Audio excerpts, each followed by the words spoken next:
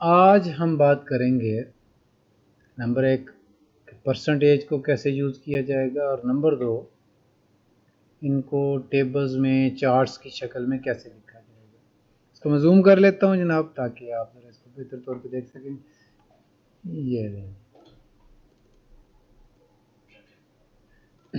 यहाँ पे कुछ एंट्रीज मैंने करके रखी हुई हैं।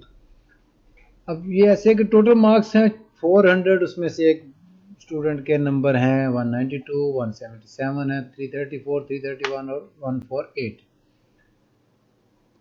यहाँ पे बड़ा सिंपल, इसको आप लिखते ऐसे हैं कि जो आपने ऑब्टेन्ड मार्क्स हैं उसको डिवाइड करना है टोटल मार्क्स से और मल्टीप्लाई करना है 100 से। अब मल्टीप्लाई 100 से कर दें या जस्ट उसके साथ परसेंटेज का आप उसके साथ एंटर कर दें, उसकी जो फील्ड को है सेल को फॉर्मेट कर लें परसेंटेज में।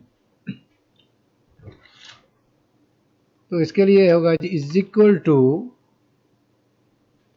हमारे पास जो ऑब्टेन्ड मार्क्स हैं वो हैं F3 में, ठीक है, F3 डिवाइडेड बाय, अब क्योंकि जो हमारे पास टोटल मार्क्स हैं वो सेम रहने हैं तो हम दो तरीके इख्तियार करते हैं। 400 भी कर सकते हैं या हम इसको $F$2, ऐसा करने से क्या होगा कि एब्सोल्यूट वैल्यू बनेगी। आप इसको अगर ड्रैग करेंगे तो भी ये वैल्यू चेंज नहीं होगी।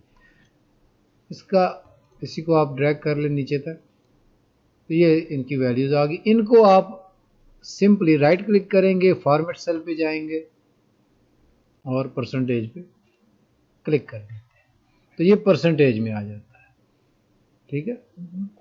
राउंड फिगर जैसे भी है उसको वो करके ये परसेंटेज में आपको शो कर देगा। दूसरा तरीका ये है, आपके पास ये फार्मूला है, आप इसको ब्रैकेट में लिख लेते हैं, एंड पे ब्रैकेट लगाते हैं और मल्टीप्लाई इसको कर देते हैं 100 से, ठीक। तो वही 48%। अब पॉइंट की मर्जी आपकी कि आप उसको लगाना चाहते हैं या नहीं लगाना चाहते, तो वही चीज़ें दोबारा से आ जाएंगी।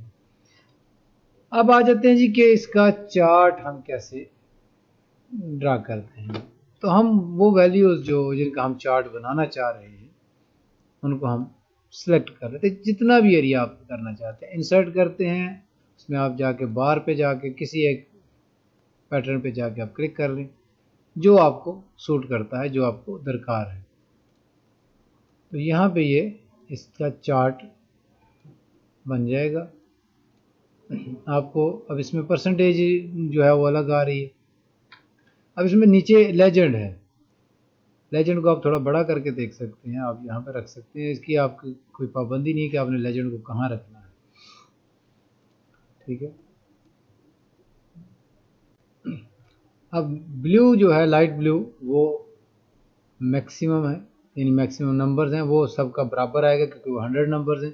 तो 100 साथ कंपैरेटिवली है कि किसी ने भी इस पॉइंट से कितने डिफरेंस के साथ नंबर हासिल किए। लास्ट में ये हमारा पोर्शन नहीं है इसको, क्योंकि हमने उसमें सेलेक्ट कर लिया था इसलिए इस तरह का आ गया, और परसेंटेज का पोर्शन लास्ट में है वो भी इसी तरह आया है। फिल्टर है, फिल्टर में आप सिर्फ एक शख्स को देखना चाहते हैं, दो को देखना चाहते हैं, सेलेक्ट ख़त्म करते हैं। उसमें आप सपोज कि आप अली के बारे में रिकॉर्ड देखना चाहते हैं तो उसके सारे जो सब्जेक्ट्स हैं उसमें से मैथ को देखना चाहते हैं, अप्लाई करते हैं तो आपके पास एक बॉक्स आएगा। उर्दू करते हैं, अप्लाई करते हैं तो दो चीज़ें आ जाती हैं। इस तरह उसको आप कंपेयर करना चाहते हैं दूसरे के साथ तो इस तरह आ जाएगी। तीसरे बंदे के साथ कंपेयर करना चाहते हैं तो उसको सेलेक्ट करेंगे, ओके कर देंगे।